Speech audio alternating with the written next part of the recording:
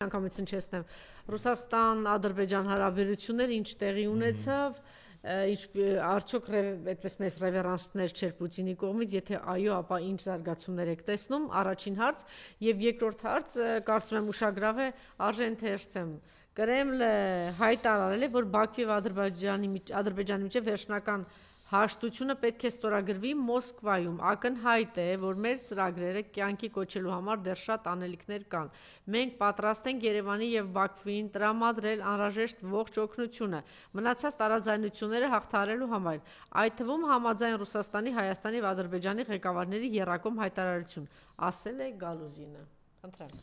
Ուրեմն գամ վերջից։ Սա նշանակում է, որ Ռուսաստանը ասում է Հայաստան-Ադրբեջան հարաբերությունները կարգավորվելու է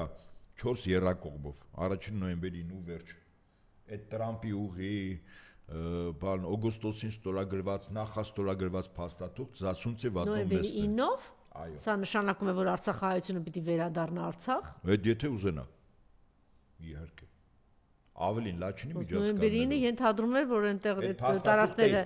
Հայաստանը, հայ ժողովուրդը հայր ապրում էին այդտեղ, միջանցքը կար։ Որպեսզի ես իմ ասածը տենց վերացական չլինի, ինչու եմ ես ասում, որ նոյեմբերի 9-ը։ Ապա ինչու բանը Թրամփի միջանցքի հետ կապված ավելի կատեգորիկ հայտարարություններ չի արվում Ռուսաստանի կողմից, ասելով որ դա հակասում է։ Չէ, պետք չէ, ինչու է հակասում։ Պուտինը ասում է նոյեմբերի 9-ը, ժողովուրդ։ Ինչ հակասի։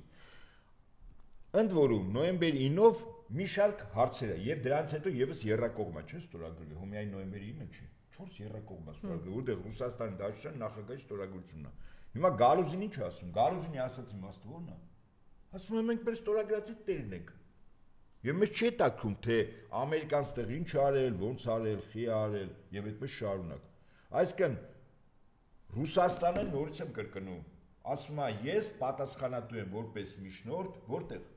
իմ ստորագրած թղթի տակ, այո, նոյեմբերի 9-ը կա։ Հիմա ինձ մեկ ասում են, բա նոյեմբերի 9-ը կա, Արցախը չկա։ Հիմա այդ դրամ, չէ, նորմալ հիմնավորում է, չէ, հարցը։ Հիմա ես ասում եմ։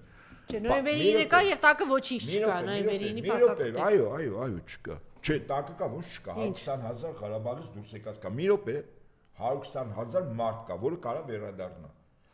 Հիմա 1948 թվականին ՄԱԿ-ի անվտանգության խորհրդի որոշմամբ որոշվեց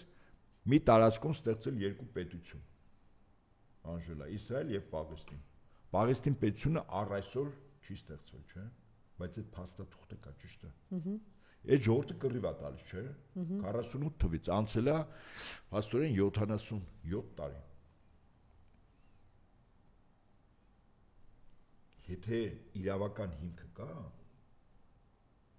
եւ այդ պայն նպաստավոր պայմաններ չկան դա կյանքի կոչելու, այդ չի նշանակում, որ վաղը չեմ իսուրում 1, 2, 3 սերունդ, որտեղ այդ թուղթը կա, ցանկություն հայտնի այդ թուղթը կյանքի կոչել չի ստացվի։ Եվ պետք է ճիշտ եք ասում չհիասթափվել, տեսեք, նախկինում էլ այնտեղ ադրբեջանցիներ էին ապրել, բայց հետո ամբողջությամբ հայերով էին, չէ՞, բնակեցած։ Բայց տեսեք, իրենք հետևողական 30 տարի շարունակ քարոզ էին անում, պիտի գնանք, պիտի ազատագրենք իրանց էլի ըստ Ադրբեջանի։ Հիմա մենք էլ պիտի դրանից ցավոք սրտի մենք հիմա ինչն է կարևոր, ես շատ եմ կարևորում ինչը։ Ուրեմն այդ նոյեմբերի 9-ի փաստաթուղթը ինքը բավականին ուժ ունեցող փաստաթուղթ է։ Եվ այդ փաստաթուղթը կարող էր օրինակ խաղապահների պահով, այդտեղ կա չէ՞ այդ նոյեմբերի 9-ով։ Խաղապահների պահով կետը հետևյալն է, որ 6 ամիս առաջ, իսկ այդ լրանումա այս տարի նոյեմբերի 9-ին, չէ՞։ 6 ամիս առաջ, եթե կողմերից մեկը դիմում է, որ իրանց պետք չի խաղապահ, այդ ժամանակ իրոք պետք չի, որտեղ նոյեմբերի 9-ը ունի երկու կողմ, 3 կողմ չունի։ Պետք չի խաբվել եւ ռուսների գրպանը գցել պլան, ինչպես ասում են։ Կողմը Հայաստանն ու Ադրբեջանն է։ 4 եռակողմից միայն 21 թվականի հունվարի 11-ի թե 12-ի պայմանագրում է, որտեղ հանձնաժողովներ պիտի ստեղծեն Հայաստանը, Ռուսաստանը եւ Ադրբեջանը։ Այդտեղ Ռուսաստանը կողմը հանդես գալիս, այսինքն Ռուսաստանի ներկայացուցիչը ձայնի իրավունք ունի։ Իսկ նոյեմբերի 9-ով Ռուսաստան ներկայացուցիչ ձայնի իրավունք չունի։ Եթե Հայաստանն ու Ադրբեջանը բան պայմանավորվում են, Ռուսաստանը այդտեղ որպես միջնորդ հաշտարար է, ոչ ավել, ձայնի իրավունք չկա։ Հիմա սա ինչ եմ ասում։ Եթե 6 ամիս առաջ նման տեղեկատվություն տարածվեց, որ արտգործնախարարությունից գնացել է գրություն, մասնապես Ռուսաստանի Դաշնության արտաքին գործերի նախարարություն, որ հայկական կողմը այլևս չի գտնում անհրաժեշտություն, որ այդ տարածքում խաղապահ լինի, իդեպ ասեմ։ Դե բնականաբար Ադրբեջանը եւս կողմ առնելու եւ խաղապահների կետ այդտեղ խաչը քաշում։ Կոնկրետ մեր ընկերներից մեկը մի կառույցի ղեկավար տեղեկատվական գրություն է ուղարկել արտգործնախարարություն, ինչեւ անը պատասխան չունենք։ Ասում ենք դուք նոյեմբերի 9-ում գրացա ոնց ստիլնի կարգը։ Դուք այս կարգի հիման վրա գրություն ուղարկել եք Ռուսաստան կամ արտգործնախարարություն կամ այլ կառույցներ, սովորաբար արտգործնախարարություն դի ուղարկեն։ Դեռևս պատասխան չկա։ Պատասխանը եղավ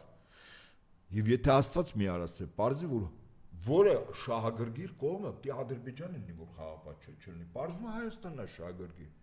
Եթե հանկարծ տենց գրություն է գնացել, իսկ մենք կարճ ժամանակ հետո կիմանանք, էլ որտեղ ժամկետներն էլ անց այդ գրության պատասխանելու։ Եթե լինի առաջինը այս տաղավարում եմ բարձրացան, այստեղից էլ ասելու եմ, որ եթե Հայաստանի արտգործնախարարությունը գրություն է ուղարկել, որ խաղապահների կարգավիճակը չեղարկվի, ինքնին պարզ է, չէ՞, Փաշինյանը որտեղ է կզած ու վրեն ով է նստած, առանց այլևալությունների։ Հետաքրքիր է, քիչ առաջ տարածեց Վրաստանի վարչապետ, խնդրում եմ ուշադրություն, ինչպիսին է լինում իրական, Նիկոլ, ուշադիր լսի, իրական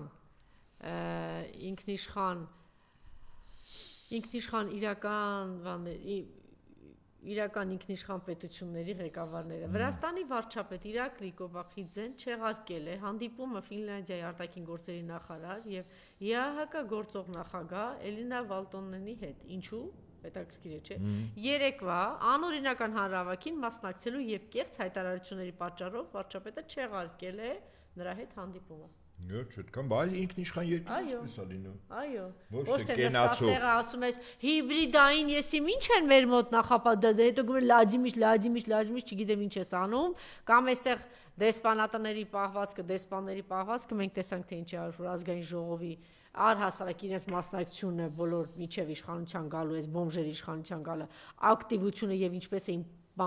պատանդառոյի կարգավիճակում պահում էր նախկին իշխանություններին եւ տարբեր գերատեսչություններ եւ ընդհանրապես ինչպես իրենց պահեցին, երբ որ ոստիկանությունը ինչ ասես կիրառեց ընդդիմանը պայքարողների, ցուցարարների ուղղությամբ սրբազան պայքարի։ Սա այսպես եւ խնդրի Պուտին եւ Ալիև եւ Ադրբեջան, Ռուսաստանի Դաշնություն հարաբերությունները։ Եկեք այսպես, ընդունենք իրողություններ։ Երկրի ղեկավարներ կան, որոնք այլ պետությունների ղեկավարների հետ երկրների հարաբերվելիս սովորաբար ի ցույց են դնում նաեւ իրենց անձնական համակրանքն ու հակակրանքը։ Ի ցույց պաշտոնական հանդիպումների, միջազգային տարբեր ֆորումների, միջոցառումների ժամանակ։ Դրան ի տարբերություն Ռուսաստան Դաշնության նախագահը նման բան չի անում։ Իր համար նույնիսկ թշնամի պետության ղեկավարը կամ պետություն, որի վարչակազմը թշնամի է Ռուսաստանի, ինքը երբեք պահում է բոլոր կոռեկտության սահմանները։ Հարաբերությունները միայն պետությունների շահերի պրիզմայով են նայում։ Որտեւ ասենք նույն Ռուսաստան Դաշնության նախագահը մի ժամանակ ասում էր. Ինձ համար անընդունելի է ոչ թե թշնամի պետությունների ղեկավարները, այլ մարդիկ, որոնք դավաճանել են, որովհետև թշնամի պետությունների ղեկավարները կարող են այլ բարեկամություն չի անում։ Հիմա եթե Ադրբեջանի ղեկավարը նման պահվածք ունի, նախկինում լավն էր, Ռուսաստանը նորմալ էր, հիմա վատն էր, շատ բնական է, որ Ռուսաստանի նախագահի իմացությամբ Ուկրաինայում առնվազն 5 նավթավերամշակման գործարան իր պահուստներով ոչնչացվել Սոկար ընկերության, որի բաժնետերի մեծ մասը Ադրբեջան պետությունն է։ Ավելին բարեգործություն ասացի տակ նրա մատակարարվել է զենք զինամթերք, հիմա սա ինչ է Արզբերգի վերևն է, ինչ կատակ։ Գիտեք ինչ, հիմա ասենք Ռուսաստանի նախագահը մեկ անգամ եւս Ադրբեջանի նախագահին հնարավորություն է տալիս հարաբերությունները լարված։ Իսկ այս լարված հարաբերություններում նա պետք։ Եթե ռեալ նայենք, Ադրբեջանն հաստատ պետք չի։ Պետք չի։ Ոչ է Ռուսաստանին։ Երրորդ կողմին։ Դե հիմա իրան ասում են, լսի ասում է, քեզ դրթել են, վերջում բրթում են։ Եթե չես կարող դիմադրից, կարամ ես օգնեմ այդ բրթվելու վիճակից հանեմ քեզ։ Որտեվ ստեղ միևնույն է կռիվ եղավ, քո երկիրը ավերվելու է։ Ճիշտ է, ես մի քիչ խնդիրներ կունեմ։ Իդեպ տամագավկերի մասին, որ հարցեցին Ռուսաստանի նախագահին Վալդայում։ Ասեց, հա, խնդիր է առաջացնելու, բայց պատերազմի ելքը չի որոշելու։ Այո, մենք կորուստներ կունենանք։ Մեր հակաօդային եւ հակարդերային պաշտպանության միջոցները փորձեն նորովի այդ հրթիռների պարամետրերի ավելի արդյունավետ կերպով աշխատել։ Բայց դա պատերազմի ելքի վրա որևիցե էական ազդեցություն չունենա։ Այնպես ինչպես նախկինում տրված բոլոր զինատեսակների, հիշում եք, այդ տանկեր էին տալիս, այդ հակատանկային միջոցներ, այս 22 թվից մինչև հիմա գովազդում են, բայց որից է ելքի վրա չազդեց։ Հիմա Ռուսաստանի նախագահը ըստիս Ալևին այդ է հասկացնում։ Ասում է, մեզ պետք չի այդ կռիվը։ Դու եթե պատերազմ սկսես, վատ կլինի։ Անկամ եթե ես Ամերիկային եմ հաղթում, Ամերիկայի տամահավքներն է։ Իդեպ տամահավքի վերաբերյալ Ռուսաստանի Դաշնության անվտանգության խորհրդի քարտուղար Մեդվեդևը ինչ է ասում։ Ասում է, եւ շատ ճիշտ է ասում է, իսկ մեր հակաօդային պաշտպանության միջոցները, երբ որ մեր երկրի վրա թռչում են այդ տամահավք հրթիռները, որը հեռավորությունը խոցելիության 2.500 կիլոմետր է։ Մենք ոնց ենք իմանալու, ընդ որում այդ հրթիռները են նաև միջուկային մարտագլխիկներ կրում։ Մենք ոնց ենք իմանալու, մարտագլխիկը միջուկային է թե չէ։ Արտաքին տեսքից չի երևում։ Հիմա այստեղից հարց, բայց եթե այդ հրթիռը մեր վրա եկավ, ինչ սպասենք մի քանի տեղ պայթի միջուկային հարված լինի, հետո ասենք նոր միջուկային պատասխան տանք։